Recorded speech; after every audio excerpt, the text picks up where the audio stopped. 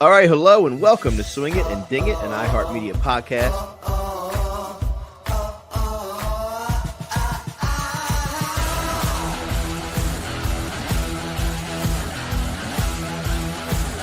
I mean, this is a birdie fest.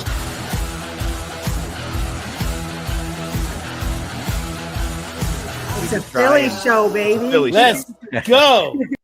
That's right. Welcome into Swing It and Ding It, an iHeartMedia podcast. This is Moose along with Harry Mays. Danielle Matthews will be joining the program a little bit later. But, Harry, we are joined by a very special guest. I mean, when you talk about the game of golf and people that have had just an incredible career and continue to make an impact in the game of golf, Jerry Pate is very high up on that list. I know, Harry, you're very excited to talk to our next guest for sure. Jerry, welcome to Swing It and Ding It. Thank you, Jeff. Grateful to be here. And Harry, nice to meet you as well. Oh, it's great to have you, man.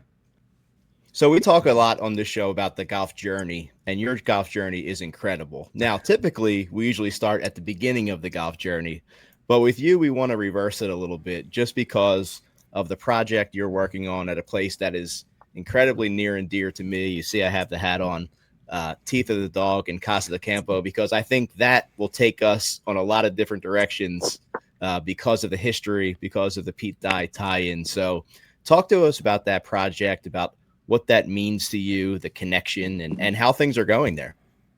Everything's going great there. And, you know, of course, when you said start it today and go backwards, I'm old, so I can't remember all.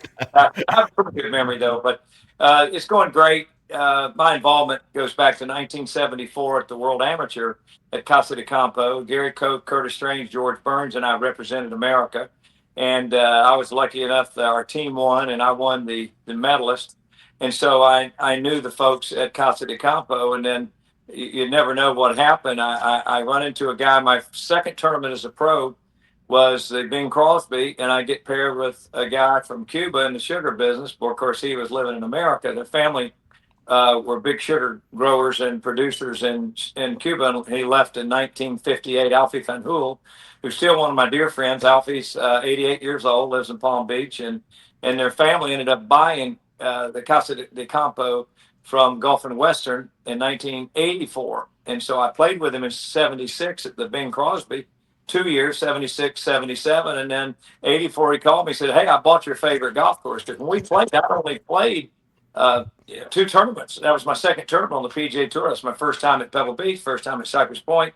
Had not seen the National Golf Links, Shinnecock, or Pine Valley, any of the great golf courses.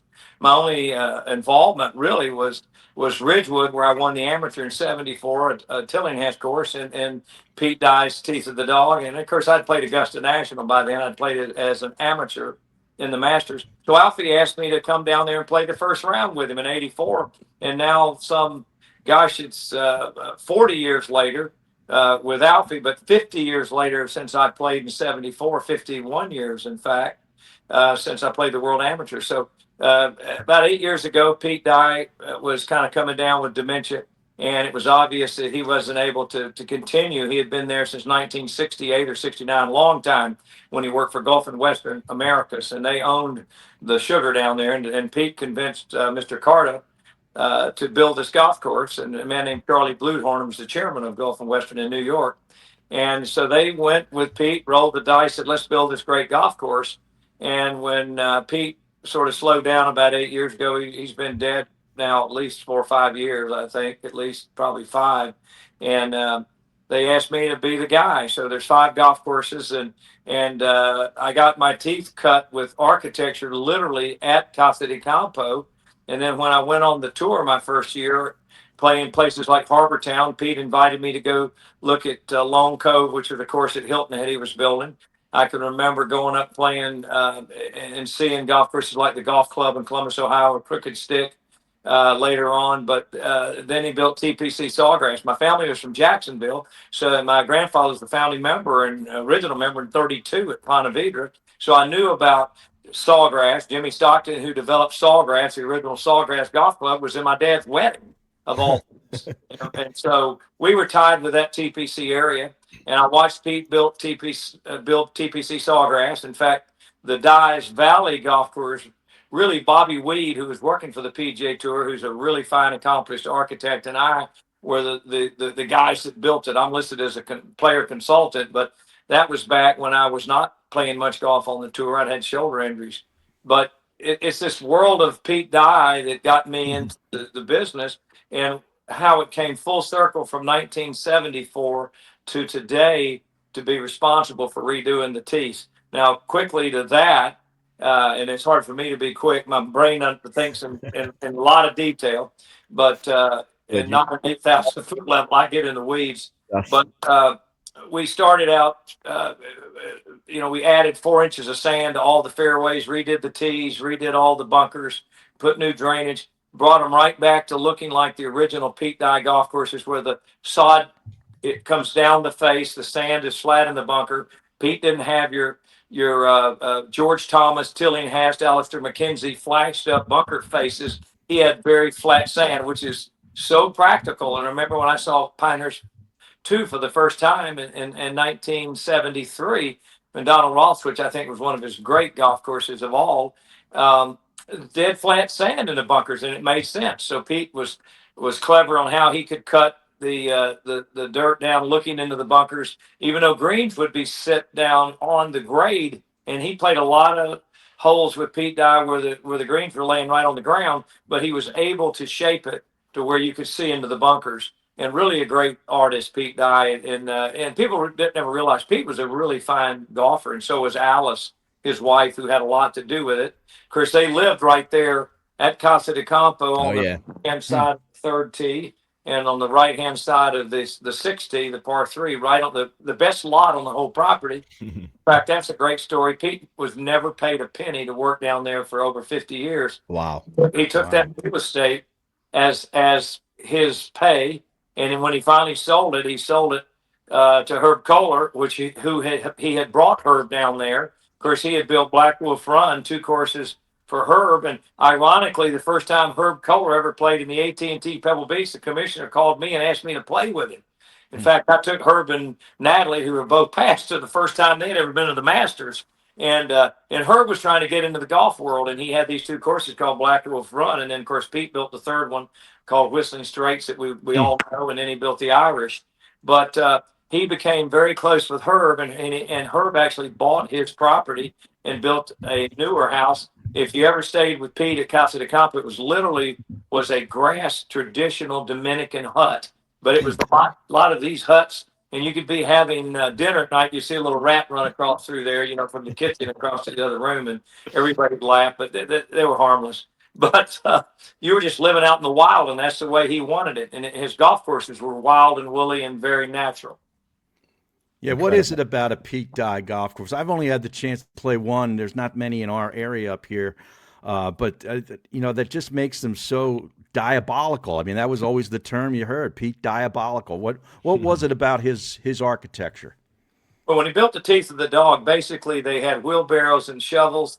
They had a little bit of farm equipment to float out the fairways, but the Casa de Campo is basically on the rock up above the ocean. It's coral rock, it's limestone, and you don't dig a hole in the ground without hitting rocks. So they had to bring in caliche, which is it's a byproduct of the sugar mill, and then they brought in clay and they mixed it and blended it, and caliche was very rich for growing grass.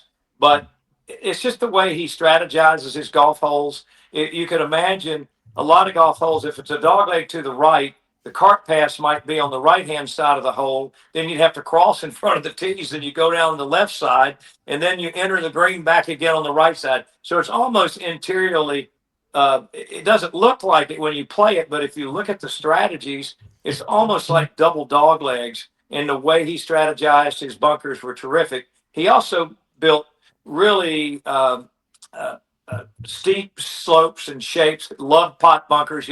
There's a big plaque down there that commemorates Pete's life on the 8th green at Casa de Campo, and it says "Bury me in a pot bunker." And of course, his ashes were spread at Casa de Campo after he passed away to an unknown location. But Pete certainly loved, that was his favorite place in the world. And again, he built some wonderful golf courses. PGA West was incredible. TPC Sawgrass was the toughest thing he'd ever seen. When I won there in '82, was the inaugural tournament. Jack Nicklaus was quoted. They asked him how he liked the course. He said, "A great course if you like to hit a 6-iron, land it on the hood of a Volkswagen and make it stop." So Pete had a way to build these little subtle hole location, pin placements, areas of greens, and had a lot of contouring. The ball tended to run off the greens. And of course, they've been copied a lot by people like Tom Doak and Gil Hamps. And I think Crenshaw Coore and Ben's one of my closest friends. I'm not being critical of them. They're great looks. You know, it happens at Pinehurst too. Donna Ross rolled the ball off the edge. I remember playing 2 the first time, and I hit the most beautiful shot on the second hole. And I thought I was 6 feet in the hole, and it's like 80 feet down the valley to the right in the back of the green. I'm going, wait a minute. But he strategized golf courses that rewarded great shots. And if you didn't hit it quite so good, it would penalize you. He also had a knack for building golf courses that had really nice fairways, but if you hit it in the rough, he had a lot of native grasses. TPC Sawgrass originally had a lot of bahayas and had centipede and had carpet grass, and ultimately the Augusta National look won out, which was this perfect turf. Mm-hmm. But it had palmettos all around it. Well, the same thing at the Teeth. The Teeth had this guinea grass that grows about 3 to 4 foot high, and inside of that you had a grass called pahone, which we still have, which has a seed head like you see the fescues in Scotland. It's very arid. It loves dry air and not a lot of moisture. And then inside of that, we have what's called tropical cygna grass, which is like crabgrass you'd see on a Florida golf course in 1945. And then you have this most beautiful paspalum fairways, which is like playing on bent grass now, and paspalum greens, because paspalum loves the salt air, it loves the salt, and there's a salinity content in the water down there, and it just loves the salt. Where Bermudas, you put salt on Bermudas and they'll turn a little bit, which is a warm season grass, and it'll turn a little bit yellow in tint. So you have to really keep the iron up if you put salt on a Bermuda grass. But the paspalum just loves it at Casa de Campo. And you're going to see a golf course that's going to be immaculately maintained. And you're going to see the traditional peak dye strategies. You're going to see the rock walls. You're going to see the rust with the pahone and the cygna grass. So if you hit it in they're generous fairways. Pete, to me, always had extremely wide fairways. But then when you got around the green, you better hit a good iron shot. Yeah, no doubt. Well, you said it, and it's. I was fortunate enough to go to Casa de Campo about 5 years ago, and I've been 3 or 4 times since. It's my favorite place in the world too. I've become friends with Robert Pertell, the director of golf there, just a great guy. And when he told me they were shutting the course down for a full year, I mean, the first thing I thought was how, like, you know, kind of brave that was. Right here, you are as a resort that thrives on tourism and getting people to come, and you care that much about your course and the history of it and the future of it, that you're going to shut it down for a full year to redo it. I thought that was an incredible decision by them, and I just cannot wait to see the results. Well, you're talking about a golfing family, and you think about the Lima family, who are Dominican, that are partners in a company called Central Romana that owns Casa de Campo with the Fanjul's. Pepe Fanjul loves to shoot. He loves golf. You have Luis Fernandez, who's now the COO of Florida Crystals, the sugar company behind it, and his brother-in-law, Tad Ryan. They're both Seminole members. Luis loves the game. I'm not going to tell you all the clubs, but they're members of a lot of golf clubs. And they love the game, and they reinvest in the development by what brought people to Casa de Campo. What's the brand? The teeth of the dog. The golf courses. It's not only just the Caribbean and the beautiful. There's a lot of Caribbean out there, but there's only one teeth of the dog. And I'll tell you, the other golf course, the second golf course, when he built the teeth in 70 or 69, he came right behind that in the late 70s, early 80s, and started building what's called the links course. I think the links course is one of Pete's best works, and it needs the total facelift too. Agronomically, it doesn't need strategically any changing. You know, it's not super long. We've actually lengthened out the teeth a little bit, but it's not super long. Pete had added a few tees here and there, but I think the strategies make it very challenging. And to me, I always said this: if you could build a golf course that had Pete Dye strategies and playability and the agronomics that Jack Nicklaus put into courses. When I first saw Muirfield Village in 1976, it was a damn just maintained golf course. I mean, it made it brought Augusta National up to the next level. Jack Nicklaus, such a perfectionist. Ed Etchels, who was his head agronomic guy back in '75, and they opened in '75, and in the first Memorial '76, I played in more than a dozen. You never saw a golf course condition better. Pete's were a little bit kind of raggedy on the edge. Loved it that way. Pete wore kind of pair of dirty khaki pants and a pair of brown tie shoes. In fact, we had the 25th anniversary of the Players Championship, which I guess we've had 43 of them now, or whatever we've had, 82, 40, 43. And Pete had on the same shoes that I threw him in the lake, and he had the same shirt and the same pair of pants. I looked at it and said, "That looks just like him, Alice." And Alice goes, "Jerry, that's the same pair of shoes." I mean, he wore the same shoes and just resold them for about 50 years. And it wasn't like he was out of money or anything. He just was very simple. He kept it simple, stupid. And his golf course is really as complex as they were strategically in art form. It was a pretty simple construction job to build a Pete Dye golf course. And I can remember him about shaping. He had a great guy named David Posterwaite who shaped for him, that worked on a lot of courses. I think he worked in Lee Schmidt worked out at PGA West. Lee went on to China and built a lot of great golf courses. But I remember asking about Posterway because he was about half crazy. And he came to reshape the golf course island in Pensacola called Tiger Point back about 1983 or 4 after the TPC got open. And I said, "What do you tell them, Pete?" He said, "Tell them to go out there and just make a mess and don't smooth anything out. We don't want you to drag it out, smooth it out, and make it look like it's all a nice rounded art form. And we don't want it perfect. We want it jagged and rough." And that set him apart because those areas and mounds that he built initially at the Players, where he did a lot of golf. Oak Tree, I mean, gosh, Oak Tree had so many good Pete Dye golf courses out there. I remember playing those. The French Lick golf course really was a good golf course. We played a senior PGA there, and it was an old golf course that had been refurbished. But he's done so many fine works, worked on a lot of golf courses that people wouldn't even know about. But he was a genius in architecture. And, of course, Alice had a lot to do with it now.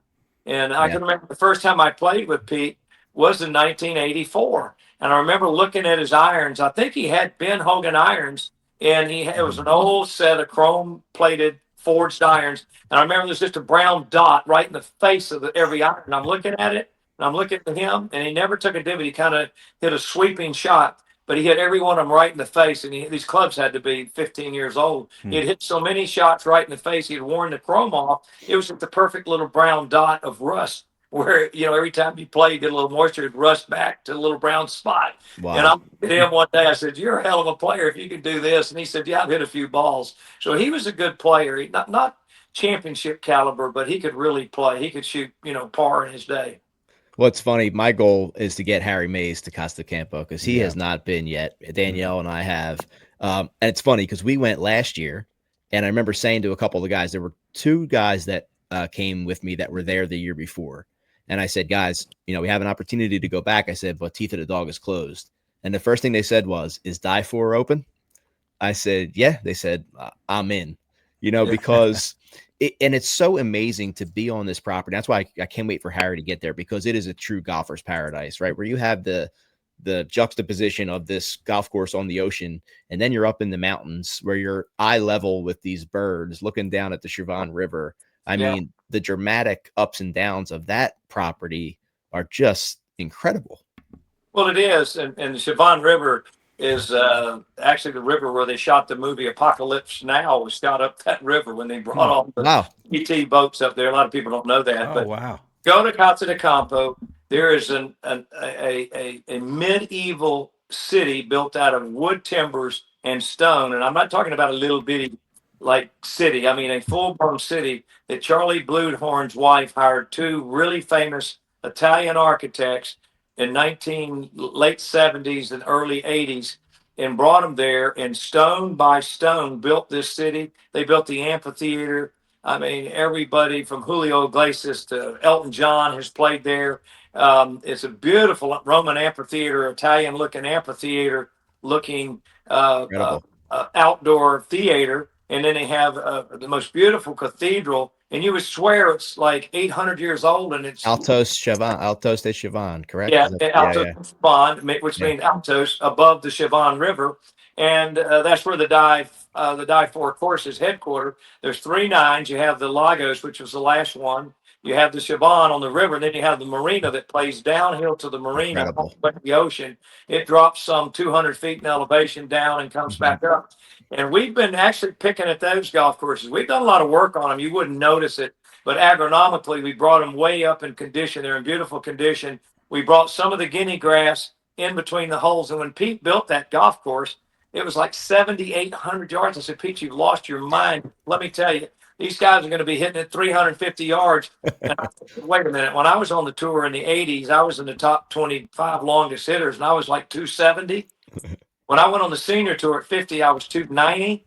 And Wow. these guys out there Wow. now, of course, I'm old now. I'm about 260 at 70 years old, 72. But these guys today are hitting at 350, no problem, 335. I mean, I have people ask me, well, how does Scotty Scheffler win all the time? I said, well, if you hit it 330 in the middle of every fairway, Right. it's pretty easy from there in. You can putt it all. But the Chavan is the most beautiful 9 on top of the Chavan River. And those golf courses are in excellent condition. In fact, we redid about 3 years ago. We did all the bunkers and the greens at the La Romana Country Club, which is another Pete Dye course. It's not open to the public, but if you come down there with me, I'll get you on. I was fortunate enough to play that on the last trip. My senior Bertel was very kind to me and got me on that course, and I'll never forget it. Well, there's 5 golf courses there, and then I just love the links course. It needs a facelift like what we've just done to the teeth, and I think we're going to rest a little bit for a while until we make that decision. Yeah. And that's up to the hotel group and the company. But you can't have, and the thing about it down there too. And I tell people, there's 5 of the greatest restaurants you've ever eaten or 6. They're from Italian food up top, and there's Mexican. There's probably, I said 5 or 6. There's about 6 I know. There's probably 15 restaurants you can go to inside the development. Down at the marina, there's probably 5 or 6 alone down there. Whether you go to the La Placetta up top, which is the Italian restaurant, or the hotel, or the beach club, just fabulous place to go visit. In fact, I'm having my 50th anniversary on the 28th of this month, and I've been trying. Susie and I've been all over the world. We've been everywhere but mainland China.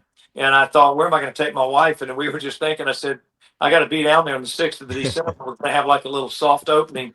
And I said, why don't we just go down there for a week? So we're going to go down there, and I'm going to take Steve Dana in my office, who's my senior design partner. Steve is a Princeton graduate, smart as hell, studied architecture, graduated, captain of the Princeton team, really a fine player, and he's been with me over 25 years. And so his wife and Susie and we're all going to go down there, Michelle, and we're going to try to hang out and play some golf with some. Very nice. Awesome. Very well, nice. Congratulations on the anniversary.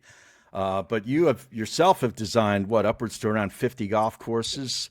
Have your signature on it. What, in your view, makes a great piece of land, or what makes a great piece of land that's suitable to put a golf course on? And what are the characteristics of a Jerry Pate design? Well, first of all, there's 3 things that make a great golf course. One is the aesthetics, and that's the land that you find.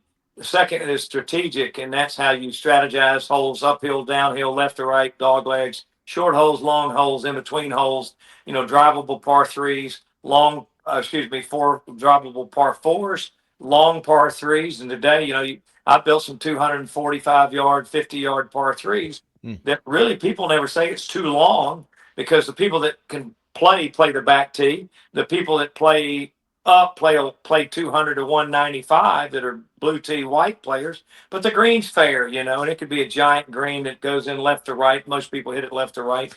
But the last is agronomically. So if you have a good piece of dirt, a lot of sand, and then you have water, you got to have water. That's important. A lot of people want to build golf somewhere, and you say, where's the water coming from? Well, I don't know.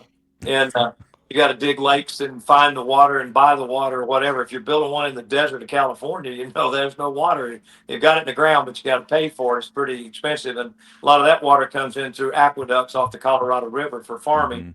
But what makes a golf course that we build, we like to build golf courses that will absolutely challenge all levels of play. I just have played some really nice golf courses in California that have by some uh, uh, newer architects. I'll just put it that way. And I'm not going to throw anybody on the bus because I love every type of design. I do. I just love the game. But sometimes they're set up where the greens all fall off and the ball runs off in the bunker. It runs off the edge. You know, there's 11 or 12 golf courses at Pinehurst. Number 2 does that, but number 1, 3, 4, you know, they don't do that. And those are the original first 4 Donald Ross did. He built one that was really tough, and the rest of them were fun. So what people have to realize, if you're not ever going to get a U.S. Open there or a major championship tournament, the golf course shouldn't be brain surgery out there. It should be recreation and fun. So if you strategize your greens from left to right, straight in, and that's really, I don't do a lot of just straight left to right, coming across a hazard force carry greens on many holes. I might do it on some short holes, 3 pars, but we're going to give the golfer a chance to run the ball into the green. And then if I want to make it tougher, you play the back tees, you cut the greens down, get them a little faster, you turn the water off, I'll play hard and fast. Crispy. And you locate the pin in a place that's more challenging around a water hazard or a bunker. And that's what I would say is the strategies that make great golf holes. And, you know, when I started working early on, learning the design, I learned really, I was lucky, you know, I met with Pete, talked to Pete, but the first course I ever built was a golf course in Northwest Florida called Blue Water Bay. And I worked with Tom Fazio. I was 23, he was about 28. He knew a lot about it, and I didn't know anything about it. I knew a little bit, you know, hung around some good designers, Jack, and I'd hung around Pete. But, you know, and again, it's how good is the land and how much money do you have? People ask me, can we build a golf course here? I go, yeah, you can build a golf course in Cantilever off the Empire State Building if you want. It just costs you a lot of money. And so a lot of the great golf courses we see today are not minimalist golf courses. They're not low budget golf courses. They are very expensive. But I see things that like Mike Kaiser, who I think is doing great work following his dad's steps. And when you see Stream Song, which was an old abandoned phosphate mines in Lakeland, Florida, there's lots of dirt and sand, and it's easy to push sand around and make it look like something. But when you are working in rock or you're working in clay or muck, the golf courses are going to struggle unless you have a lot of money to do all the right things. And any of these great works that we've been seeing in the last 10 or 15 years are really on sand piles, whether you start out at Sand Hills with Ben. And of course, Ben's one of my closest friends on the PGA Tour. He and Bill Kerr did a spectacular job there. Or you go out to Bandon Dunes when Tom Doak started, and Ben and other folks have come along. Or you go down to Stream Song with Gil Hance working there again, with Doak, with Crenshaw. And these are really nice sandy sites. You go to a golf course that's in east of Columbus, Georgia, called Fall Line, that was done by, I'm getting old, Jeff Ogilvy. Ogilvy. Is that right? And I'm drawing a blank. He won the U.S. Open. Won the U.S. Open at Oakmont. Yeah, from Australia. He won it at Oakmont for sure. Yeah. And he built beautiful 36 holes. And then you can go out to a Gil Hance course again. He did in the Vidalia onion country over there. Oh gosh, isn't that terrible? And I played it a year ago. But a beautiful golf course. But they're in sand hills. And when you start building golf courses, like Fazio and I had to build Old Overton, which was an old abandoned strip mine in Birmingham. And after we shaped the strip mine with D9s around for about a year, then we looked at each other and went, okay. Of course, basically it was Andy I lived in Birmingham 2 years to build it.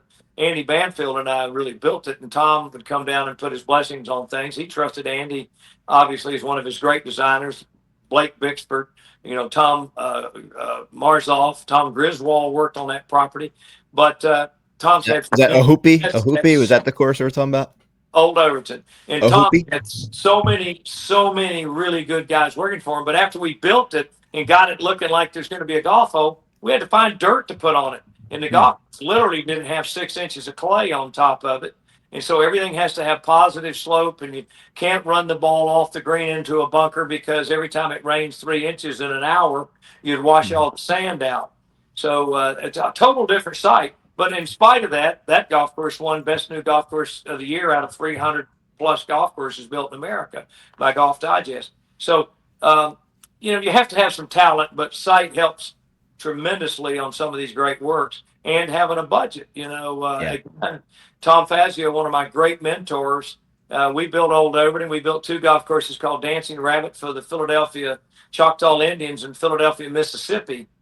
Beautiful site in the old timber land, but just nothing but junk and clay and bad soils. But we had a nice enough budget where we could create something really nice for the public. It's a public golf course, the 2 of them. But Tom is really, I built a couple of golf courses with Ron Garl. I did Palm Beach Polo early in my career, and I did Tiger Point East with Ron. And of course, after we built it the next year, I kind of bulldozed it. I brought David Postaway. I got into the TPC Sawgrass look after winning in '82, and I thought, boy, I want it really dramatic. And I think even Greg Norman's golf course that he built down there in Jupiter, what was it? Was it called Medalist?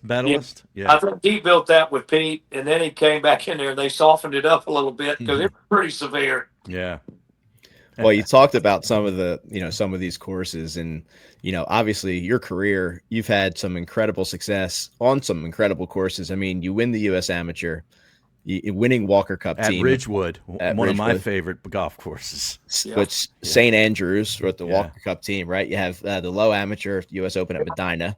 Obviously the rookie win at the U.S. Open, Rookie of the Year, 8-time PGA Tour winner, and then obviously the 1982 Players. With the iconic picture and video that we get to see every time the Players comes back. I mean, did you know in that moment what an iconic moment that was going to turn into? Well, kind of. It's so people. I was lucky. I mean, it's a God thing, really. I mean, people don't realize this. I was a walk-on at Alabama. I wasn't a scholarship player. And Alabama, in case y'all forgot, is a football school. It's not a golf school. It wasn't Houston. It wasn't Wake Forest. It wasn't Florida. It wasn't Oklahoma State. It wasn't USC. It was Alabama football. Right. And good basketball in those days. So I walked on at Alabama, and by my 3rd year, I played the Florida Amateur for the first time ever. I'd never played a state junior. Now think about this. I was 20 years old. I'd never played a state junior, never played a state amateur. I played the Florida Amateur one time at Greenleaf in Haines City down there where Fred Ridley grew up. And I ended up beating Andy Bean, who was one of Fred's teammates at Florida. And I won the amateur.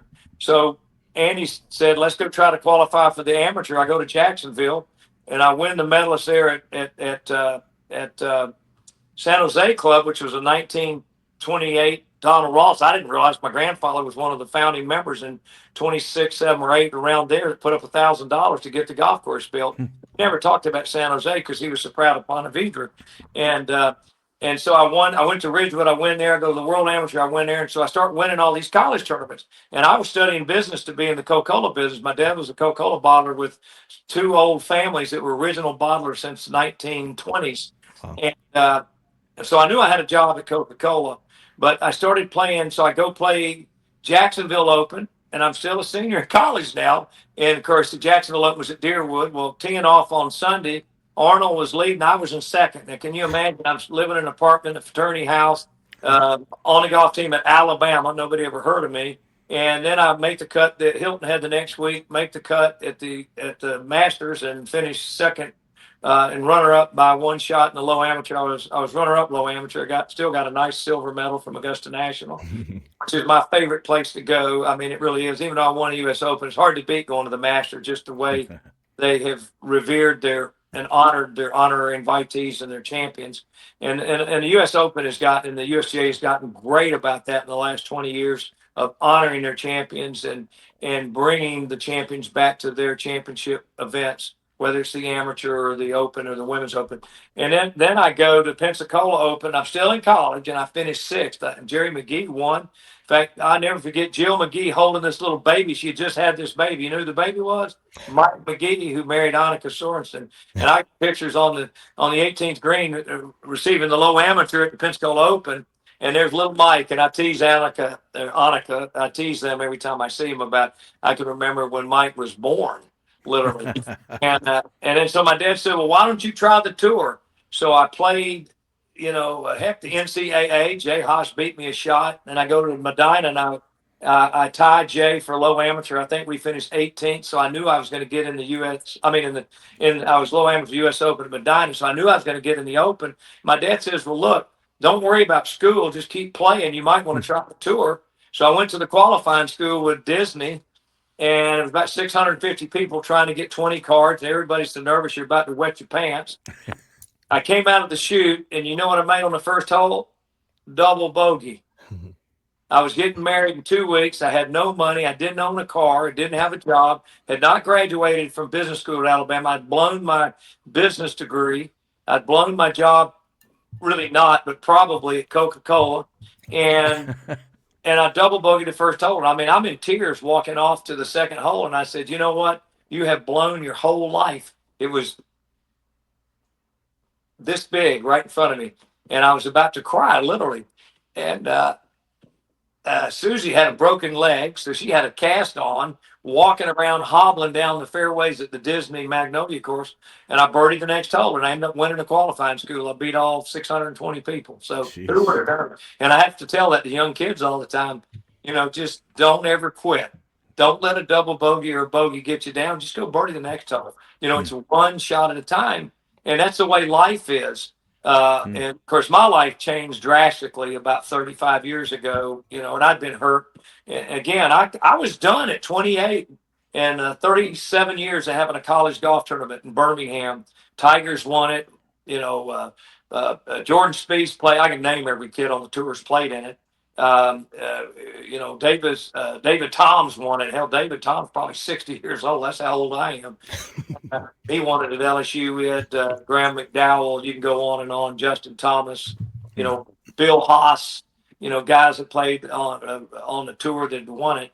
But the crazy thing is, I tell every one of them, have a backup plan when you try that tour. Because here I was, 28, been in the top 10 every year, but 77.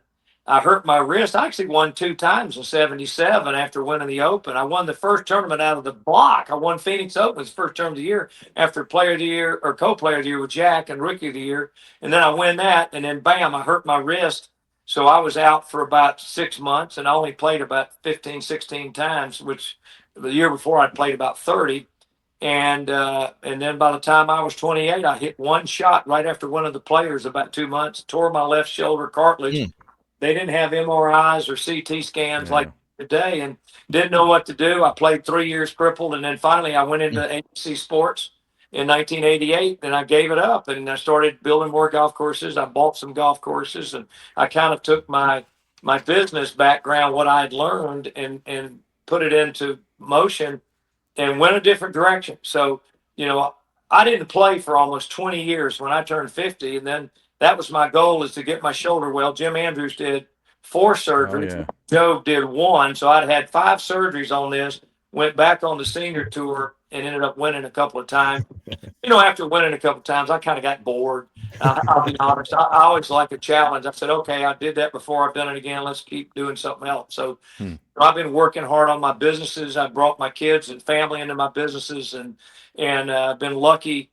It's a God thing. I mean, it was a gift by God that kind of saved me from going down the wrong road, because I could have said, poor me, and blown everything. But I had good family, good friends, good mentors, and support that allowed me to take the high ground. And I had a good faith. I mean, I'm a faith-based person, in spite of the people I went to college with when I was a ranger and a Peters ranger, and lived at the fraternity house half the time and went to every sporting event you could go to. I was the life of the party. And even my coach never thought I was serious, Conrad Railing, but I was serious. I was always a competitive fire, but I had this facade that I was a happy-go-lucky, using orange golf balls, jump in lakes, throw the commissioner lake. Mention that. I didn't think it was going to get the exposure. And Pete Dye came up to me, and as I said, the 25th anniversary, said, and Alice pulled me aside. We had a black tie event, which was actually a white jacket event at the Players with Dean Beeman and Tim Fincham through it. And And Pete cornered me in the side. He said, thank you. That was the greatest gift anybody ever gave me. I got more exposure off that one moment to build my career and for people to know who in the hell Pete Dye was. And the most diabolical architect in the world still today. I mean, and I'll tell you, there's a couple of them that are chasing him pretty close, building some hard golf courses. And you have to be careful because you still want it to be fun. And not every course is going to have the U.S. Open, and we've got tens of thousands of golf courses now, and we want to keep building the golf game, but we also want to challenge people at the same time. We want to test people to see how good they really can be. No doubt. Well, this was an absolute honor to talk to you and hear some of this and pull some of these lessons and nuggets that you gave us. We appreciate that. I cannot wait to get back to Teeth of the Dog to see what happens, but we always wrap up our show with this. We are a Philadelphia area podcast, and we like to put people on the spot. What is your favorite Philadelphia area golf course? My favorite Philadelphia right now is Jalen Hurt. Old time, baby. Alabama. And it got a receiver, number 6. It ain't too bad either. That called pass. I was on the sideline when Tua threw that pass. To Smith to catch that pass. But, Philadelphia, Marion is great. I'd have to say Marion. I love White Marsh. We played the Philadelphia. That's a great story, and I'll do it in 2 seconds. I'm a rookie, and I'm leading with 2 holes to play, and that's the tournament 2 weeks before I won the U.S. Open. I bogeyed 17. Wow. Hit it in the bunker on 18, left it in the bunker, blasted it out, and ended up losing by the playoff. Tom Kite, Terry Deal went in the playoff, and Susie thought I had parred it because I got it up and down out of the bunker she thought I'd birdied it to tie. But anyway, if I had won that tournament, I would have probably not even qualified the next week. I went to Charlotte and was qualified for the U.S. Open, and then took a week off and went home and came back to Atlanta and won. So I love Philadelphia. There was a guy named Fitz Dixon that used to own the 76. Oh, yeah. He'd have a party every year at his house, and for an old poor kid from Alabama, Northwest Florida, to go to a home like his at, I want to say, called Edelbrock Farms. I'm pulling names out of the past. Erdenheim. Erdenheim Farm. Wow. And, there was and after I won the Open, I had enough money that I went there to Malumium and Sons and bought an Oriental rug in Philly. So, oh, wow. So I still have great memories of Philly. I used to love, my mother was an artist, so I took art and design, and I had to take music and piano and sang in the choir, played in a band, in the 60s. So, and my son Jamie's kind of taken on that role also as a button-down collar rock and roller. But I love the art and design. So Susie and I would always go shopping in Philly. They had great antique stores in Philly. That's awesome. Yeah, we love that. We love hearing White Marsh. That's a great one. Well, Jerry, thank you so much for coming on. Obviously a huge fan of everything you've done. And like I said, I can't wait to get back and see my friend Robert Bertel and all the great staff there, the great caddies, and see what you've done there at Teeth of the Dog. Very exciting. Well, it's not about me. It's all about the people. And they have such a great team at Casa de Campo. And I would say this to anyone. I have my friends all over the Southeast who could easily get down. And of course, you can get there nonstop from anywhere in the world now to Punta Cana. But you got to go to Casa de Campo. It's the most unbelievable place to go play golf. Can't wait. I agree. Well, thank you so much for joining us, Jerry. We'll talk soon. And let's take a quick break, and we will be right back. Thank you. All right. Welcome back to Swing It and Ding It. And Harry just reminded us that was our first ever major champion winner on the program. Really? Jerry Pate. Yep. Wow. How about that? U.S. Open champion. Yeah. And he came in, lost in a playoff for the PGA in 1978 at Oakmont. So he came close there too. And if he didn't have that shoulder injury, the guy probably could have won more. Absolutely. Like I said, it was like a time capsule talking to him. Just a wealth of information that, it could have been a 3-hour episode, and we probably would have heard stuff that we couldn't have even imagined. Really? But I cannot wait to get back down to Casa de Campo. What he said about what they did. How about some saltwater tolerant paspalum, Harry? Yeah, man. You like that? I gotta love that. Gotta love the agronomy. Yes. It's awesome. Yeah. Absolutely. You know, tremendous. he's the largest Toro distributor in the country for all the Toro mowers that the golf courses use around. You know, he's got quite a business. And Danielle, I asked him the Philly question. Thank you. And how about this for What a was name? his answer? One that we don't get as often, but we have gotten before. White Marsh. Oh, I like that.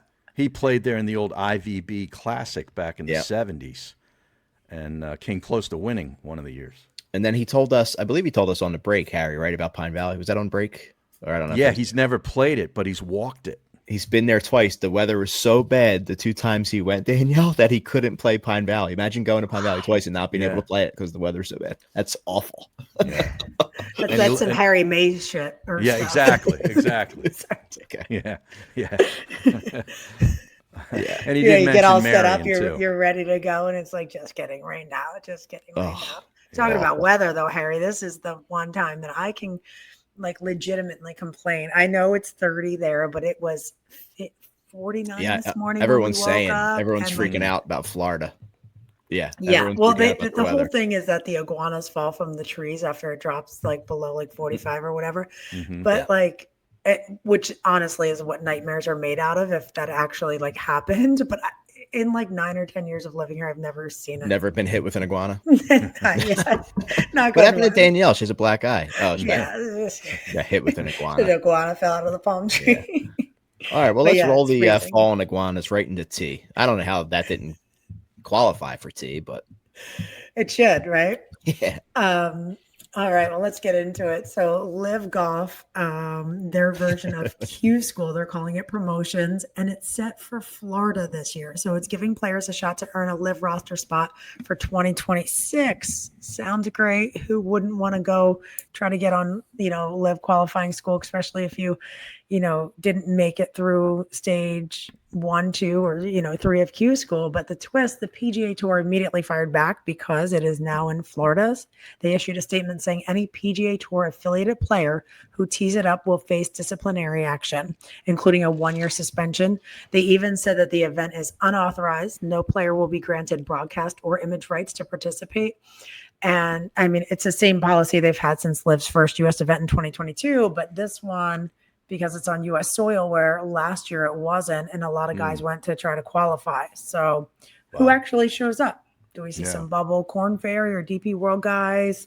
But it's taking that risk for a shot at the money and stability. So it's like, do we stay far away from it? And now you have to play an extra day, right, Daniel? Yeah. Mm-hmm. Yep. That's the other news 72 with Liv. holes. Yeah, doesn't Live stand for? Isn't that like Roman numerals? LIV is 54. Yeah, which it's like, huh? well. And Terrell Hatton said that they had a survey. I think he said it was like a year and a half ago, and he said only 3 guys voted for 72. And in that time, it now has changed to 72. Well, this will help them get world So ranking yeah, they're points. listening to their employees. Yeah. Yeah, But, I mean, the Big Ten has like 16 teams in it. It's like, Live Golf can be 72. It really doesn't matter anymore. No, it doesn't. Well, meanwhile, they just Liv just inked a new multi-year deal with TrackMan. So it's a full tech partnership, data integration, broadcast overlays, enhanced player tracking for fans. So if there wasn't enough to already pay attention to when you go to that Live event, the music, the dancing, the whatever else that's going on, we now have full tech data integration with overlays and everything else for people to watch. So say what you want about Live, but they've been quick to adapt a lot of things. They keep trying, throwing stuff at the wall, seeing what sticks. So we'll see if it gives the viewers a deeper look into the game, holds their interest anymore, and makes them want to watch the events. It will be interesting to see what the World Golf point system does, because they still have shotgun starts as far as I know, and it's still obviously a closed shop with only 50 some players each week.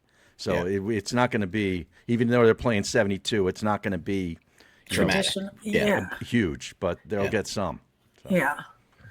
Well, in news, always trending, it doesn't matter what he does. If he crosses the road, I'm going to talk about it. Tiger Woods, Rise of the King. It's a series, a 10-part series on Netflix that is dropping. So they just announced that. So chronicling his career, his comeback, the wins, the surgery, the mindset, you have it. So I think this is going to hit both golf fans, or even if people just like general stories. I think it's going to be a must watch. So excited to see that one come out. When does that come out? Does it have a date? It did. There was no date associated with it that I saw. It just said Rise of the King announced a 10-part series, and that he's, it's not like that other one that came out where he had nothing to do with it. This one, he actually plays a part in it. Okay. So we'll see. We'll see what additional little nuggets we learn or what we get from that.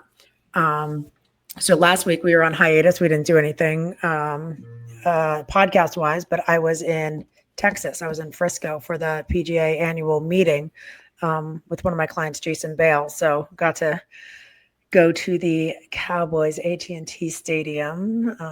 Might have worn my Eagles gear there, might not have, but I got to do that. And then Jason was honored as the National Teacher and Coach of the Year, which was pretty cool. Congratulations. And I was also very there. Cool.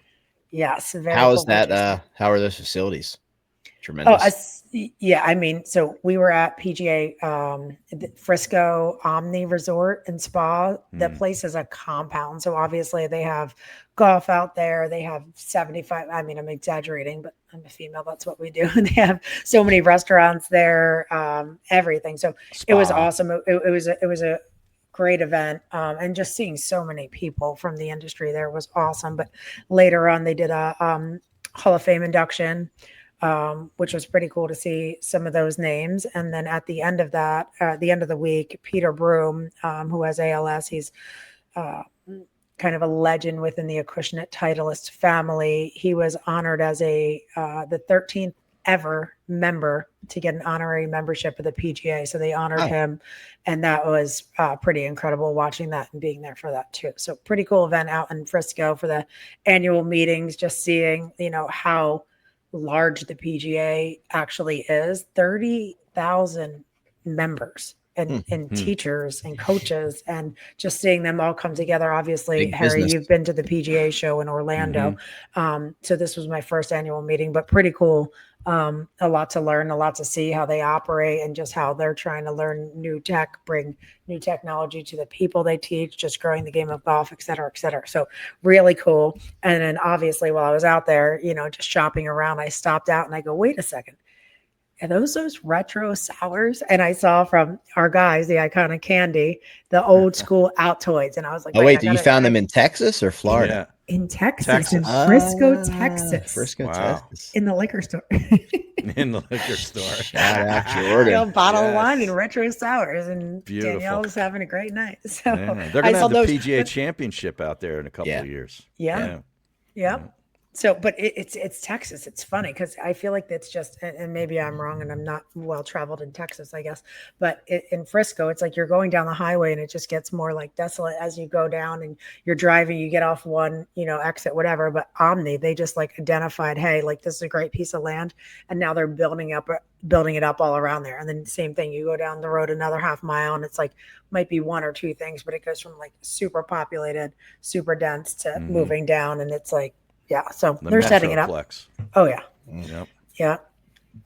Very cool. So, yeah, but other than that, did you guys have any other any tea you want to contribute to? I didn't know if there's anything else trending you wanted to talk to that we didn't get to. The Internet Invitational, which I have watched every second, every golf shot of it. The videos are like 3 hours long. Listen, I love it. I mean, I just love watching. Sucks you in. I love watching golf in all forms, and I like watching people that are really good and play well, and also people that aren't great. But I mean, everyone is playing so well in it. And who's your favorite pairing? Like who you've been watching? There's so many people that are standing out. I mean, I love future guest of the show, Francis Ellis from Barstool. I just think he's awesome. He's hilarious, and he's more of like, I think he plays as like a 5 or a 6 handicap, but he's being underestimated a little bit, and he is just draining putts. And he's funny and he's hitting shots. He is funny. I mean, Paige is just perfect. Like, she just is perfect in every way, shape, and form. And just is like an awesome teammate and a leader. But she was crying on social media saying people are like ripping her. I'm like, I saw that. I actually DM'd her back. And I'm like, I'm not even. Me too. I'm like, forget these guys. Like, they all have ugly wives and hate their lives. They're angry. So, like, keep doing losers. But because yeah, it's entertaining. It's fun to watch. Sarah Winter, that other, I liked her because I've known her for a little bit, but her partner's like, hey, sweetheart. She's like, don't call me sweetheart. Yeah. It just is what I love about it is it just shows that you could meet someone on the first tee and don't know them. They become your partner in a match and you would die for that person at that point, right? Like they hit a bad shot. Come on, don't worry about it. I got your back, right? I love seeing that, like, okay, you guys are now a team and now you see teammates that like get each other's back and try to win. It just is, I mean, the course, it looks beautiful out there, all that, but I just love watching the golf. And what is it on? It's YouTube. On YouTube. YouTube? But like Brad Dowkey and Peter, some of these guys are so damn good. I mean, hitting incredible shots. And it's cool because it humanizes it too. You almost feel like you're out there with them, like they're riding in the golf cart. They're, talking a little smack and then, like Moose said, encouraging their teammates, etc. But it's like, you sit there and you just get sucked in. You're like, where did that hour and a half go? Yeah, it's awesome. I love like all the haters and people trying to rip it. And it's like, get out of here. It's awesome. Like the fact that they actually turn this into like showing real golf shots and shot tracers and showing putts and shit, like turned it into like a golf broadcast is remarkable because they never did anything like that before. Is Grant Horvath in it? He is. He got knocked out pretty early. Oh, okay. Yeah. So, but he was in it. And they're doing the right thing to get all the attention, having the right people, like and the fact that this in happened in the summer and no one has talked about it or leaked it or said anything. That's rude. They must have had to sign an insane NDA. Oh yeah, it was embargoed and they had to sign something. Yeah, With as much as these people are on social media and much as they talk, it is shocking that nothing is leaked. But I haven't heard a word about. And where are they playing it? Where did they? It's play at the Bass Pro Shop guys. Cedar Lodge or whatever. Yeah. Yes, Big Cedar. Yeah, Big Cedar. Yeah. So it's cool. Like you see the whole par 3 course, which looks. I mean, it looks like such a fun trip because of the different golf courses and stuff there. But yeah, it's been fun. But yeah, that's enough. That's enough tea for me. Yeah. Well, and then so we get to see Kai Trump at the Annika this week. I saw that going on. So we'll see how that plays out. And then I don't know if you guys have been paying attention to the Next Golf Tour at all. It's like a virtual golf league, if you will. There's that, and then there's also like the Grassroots League that's out in like I've seen a little bit, but I California. haven't. I have to do some more digging to talk about that. But I saw the Next MLB Golf thing Tour is pop up. season 4, which is kind of crazy. Oh yeah, didn't you guys do that like last year? Full Swing season 4. No, this is Next Golf Tour is season 4. But didn't you guys go to like CBP and Harry? You did, right? That was a couple of years ago. That was It's actually in Philly tomorrow, Citizens Bank Park, where you can hit it off onto the field. No, Moose is talking about a different thing with the MLB and it's like a golf tournament. That's what I meant, Shadow Creek with like former and current Major League Baseball players, but MLB is behind it. Like it's Major League Baseball is sanctioning the tournament with players representing all 30 clubs. So John Smoltz will be in that. That's what I said today. Guaranteed. Maybe Mike Trout. Yeah. Maybe Mike Trout. Yeah. Maybe. Mark Mulder is really good. Anybody who's played Trout? Derek Lowe from the former Red Sox pitcher is very good. He'll be in that. I guarantee it. Oh, awesome. We'll have to check that out. Well, guys, that was the tea, and that's brought to you by Wear SPF. Just because temps are cooling off doesn't mean sun stops doing damage.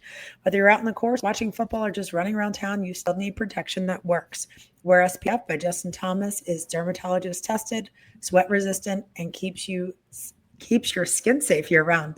Check them out and order today at wearspf.com. That's wearspf.com. How about the golf game? I was fortunate enough to get back out on one of my favorite golf courses anywhere, Southampton, up in the Hamptons.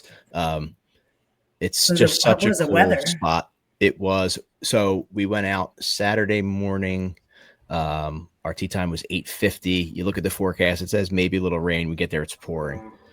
So we waited like 45 minutes. We went out. It was a little bit of drizzle. By the third hole, jackets off, sunny, 65 degrees, and California day. A perfect fall golf day. But that course, it's one of Seth Rayner's like first. It's where he supposedly invented the dog leg.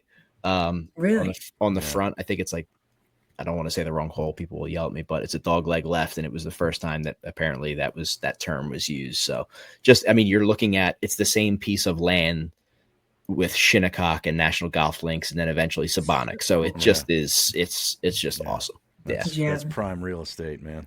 Oh, Yeah. That's awesome. How about you, Harry? You've been Yeah, I mean, just getting out there trying to, ingrain in this new move that I'm doing, and it's getting a little bit more consistent. It can be frustrating, but the kid put together a couple holes at the beginning of the match on Sunday, and then closed the thing up on 17 and 18 with a 4 for 3 and a 5 for 4 to win it.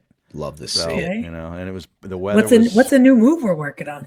Well, we saw Mr. Siraki. A little Siraki action. Oh, a little Siraction. We call that Siraction. Little Yeah. Siraction. So it's really good. When it's good, it's really good. So I'm going to continue doing it over the winter and indoor, and just try to hone it. So Love it. it takes a while. When you make it, this is a big change.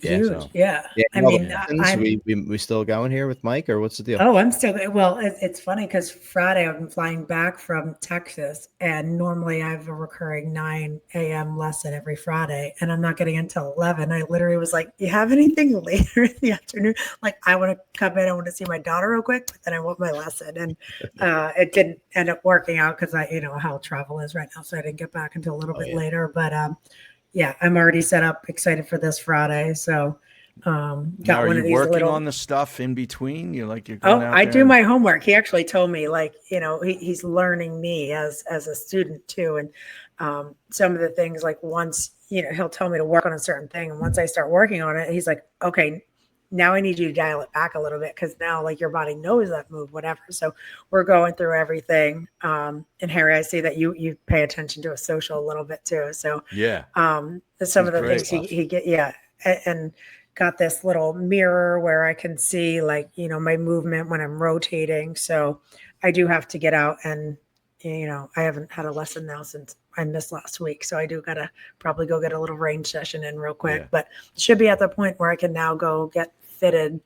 I think 5 or 6 lessons now. It's time. But that's what the whole Titleist crew in Texas. So I don't know if we're going to go with Strixon or whoever makes you the best offer, Danielle. Whoever makes you the best offer. I have about a 7-foot by 3.5-foot mirror that I have right in this room right behind me. Mm-hmm. And I totally advocate getting one of these things if you're a golfer indoors, man. I'm telling you, when you can watch what you're doing, it totally helps. It makes such a difference. It really does. So I have something kind of, it's not like a tall mirror, but it's actually a putting aid. But you can, if you move it back and it has the lines in it, I can see if I'm looking down where my body is. That lays on the floor. Mm-hmm. Yeah. And I can see if I'm moving outside of those lines and what's going on. So it's like, it just that works for me. But I had the other one in front, but it probably wasn't wide enough to. Yeah, you like a mirror on the ceiling here? I've experienced that. I did. It took me 30 minutes to realize I was grabbing my own ass the one night, though. So that's when I stopped using it. Yeah. I was probably confusing. I was a little drunk, I think. Rotating bed. Yeah. All right, we're all working on the game. Next year is going to be a huge year for us. Breakthrough. Talk about a big year for somebody. How about our boy Benny Booms? Ben Griffin. Scotty, Rory, and Ben Griffin, the only 3-time winners on the tour this year. That's pretty good company to be in. Worldwide technology, 3rd win of the season, gets it done with the Aviators on. Ho hum, give him another win, Har. Yeah, man, I'll tell you, 9 under 63 on Sunday. He ran down Garrick Higo, the guy with the big mop from South Africa, who's also, I think he's got 2 wins in his career on the PGA Tour, young player. But lefty, right? Yeah. 3rd win. He won the Zurich with Andrew Novak, the team event. He won the Schwab in Texas, and now in Mexico. So future guest of Swing It and Ding It. Yeah, absolutly. This is Danielle. What's hilarious is press. I literally came home and Brandon, I was like, "What's going on?" He's like, "Ben's gonna win," and I was like, "Harry hasn't texted me yet." I was like, "He's gonna be on me like white on rice to get Ben on this show." Oh yeah, yes, oh yeah. And then I watched the DP World Tour, the Abu Dhabi event, which is the penultimate event on their tour. And man, it was entertaining. Rory shot 62 in the final day and got close, but not quite. He ran out of holes. Aaron Rye and Tommy Fleetwood end up going into a playoff. Nikolai Højgaard was one back, almost made an eagle. to what would have been then joined the playoff, and made birdie on the 18th to fall one back. But Aaron Rai ended up taking down Tommy Fleetwood on, I believe, the second playoff hole. They play the 18th twice, and made the putt to the win. Man, how about that? It's huge. But Yeah. now this week, that's the big tournament. Like that's their final. It's the their Rory tour McIlroy championship. Invitational. It basically is. Yeah, at Abu Dhabi, he He's loves big. that golf He's course. big in that area. Yes, he of is. the country. But on this side of the world ish, we have the Butterfield Bermuda Championship with Rafa Campos defending. We'll talk about the course, of course, which is sponsored by Buy My Ballz. Tee off with top tier golf balls without the top tier price. BuyMyBalls.com. Top quality, recycled, premium brands for a fraction of the price. Go to BuyMyBalls.com. That's balls with a Z. Don't forget, you have friends, you have family, you need gifts, you have no idea what to get them. Take a look at that. Take a look at the subscriptions. Now's the time when you stock up, right? For the next year. Yeah. For the next year, or for, now's the time when you go out and you lose balls this time of year, because the ground is, it's flying out there. I mean, and the lose leaves them are out there. The glare is The really leaves bad. are They're hard to brutal. find a ball right now. I'll tell you. If you got to get to Buy My Balls. Find the fairway, you're going to be looking. No doubt. But yeah, the about it. Butterfield Bermuda Championship. I think Butterfield is a bank in Bermuda. I think that's what the sponsor is. But they always play this at Port Royal Golf Club. They used to play a tournament where they'd take all the winners of the majors of that particular year would go there and play as like a foursome or something. But it's a really cool golf course. Par 71, 6,828 in yards. Robert Trent Jones designed it back in 1970. It's Bermuda grass everywhere. Only 2-inch rough, and actually there's some zoysia grass mixed in the fairways. But the average green moves 8,000 square feet. 87 sand bunkers, 4 water hazards, and it's in play on 7 holes is the water. Numerous elevation changes. A real cool tournament to watch with the golf course. I really kind of fallen for this place. I'd love to get to Bermuda and play it one of these days, and you can. It's public. But the signature hole is the one behind me, the par 3 16th hole. It spans 235 yards, and the carry is over a little cove made out of the Atlantic Ocean. A really cool hole, and just gorgeous views everywhere. Elevation changes, big greens, and a lot of wind. Love it. Yep. Love to see it. When we see the line with our friends from BetParx, I love our guy Nico. Yeah, it's down to 2,200. It was at 2,500. So if you want to hop on soon. And the other guy I like here is Eric Cole. You have Bermuda greens here, and he loves them. So I could see him at that 3,300 number, having a good week. Matt Wallace is right in that same area too. I think I need to fire this week. I've been a little bit off. I haven't been super active in the BetParx apps other than football. But there's some players in here, especially, taking a look after day one, right, to see who actually has it, who's here to win. But anything jumping out at you for you guys? Yeah, I mean, Rafa Campos, the defending champ, is way down at 300 to 1. I saw that jump out at me. That? Yeah. And Denny Willett, former Masters champion, 300 to 1 in this tournament with this field. It was startling. Sahith Theegala, where have you gone? He's 40 to 1 to win this tournament. He's clearly, you look at this field, he's clearly the most talented probably player in the field, and he's at 40 to 1. Matty Schmid, the German's been playing some good golf. I'll take him in a top 10 at plus 300. Nico, I agree with you. Moose and Kevin Roy, our buddy who's been on the show, minus 130 in a matchup over David Lipsky. Wow. You even have guys like Pavon who are way down the list, to just have, you could see, could some of these guys just get it back on a week like this, right? Yeah. And take advantage. You got a Højgaard in the field too. Looking at Rafa though. Yeah. That number's which Rafa, 29 Which events played this year, 20 missed cuts. Oh. 20 missed Wow. Yeah. Well, we'll see how this one plays out. I enjoy watching this tournament. This is one of the ones where it makes you want to go there for sure when you're watching it. Beautiful scenery. This one and the next Rafa one, the RSM 75. at Sea Island. Well, this is it, man. Yeah. We're going to get the itch. We're talking about Casa de Campo. We're watching Bermuda. The bags are about to come in the house. Like now's when you got to start thinking we have to get down to see Danielle and Brandon and the guys from Buy My Ballz and Wes. And we got to get down there. I got to stop doing radio shows and just go travel. You do. Come on. Screw this. Harry, let's take a look at a January, even if it's just you and I for a long weekend. Harry, hey man, just a little getaway. Brother. I'm there. You know, damn, yeah, absolutely. Let's do it. Our cold front's gone by Wednesday. So. It was coming down the steps. Yeah. I'm actually looking at a little hammock beach family. Oh yeah. So at least that'll get me a round of golf at the ocean course for sure. Beautiful. Nice. Yeah. All right. Well, thank you to Jerry Pate. It was an honor to talk to him. Right. I mean, talk about 8 PGA Tour wins, major champion, Ryder Cup win away. We didn't even US get a amateur champion. That. Yeah. Walker Cup champ. I mean, when you talk about like pick a person's resume that you would take as like if you asked a rookie golfer, like, hey, there's 5 resumes. Which one would you want? Like, this is one of the top ones for what he's done, and now is widely considered one of the best golf course architects working on a place that's very near and dear to us in Teeth of the Dog. So, and was a walk-on at Alabama. How about it? Think about that. Yeah. Wow. Very cool. Great stuff. And once again to honor our friend Harry Donahue, don't pick up. We were able to go to his services, Harry and I, on Monday and pay our respects, and got to meet some of Harry's family, which was cool. They were very thankful to the tribute we did last week. So we'll make sure we keep remembering Harry throughout this. But thanks for listening, and we'll be back next week.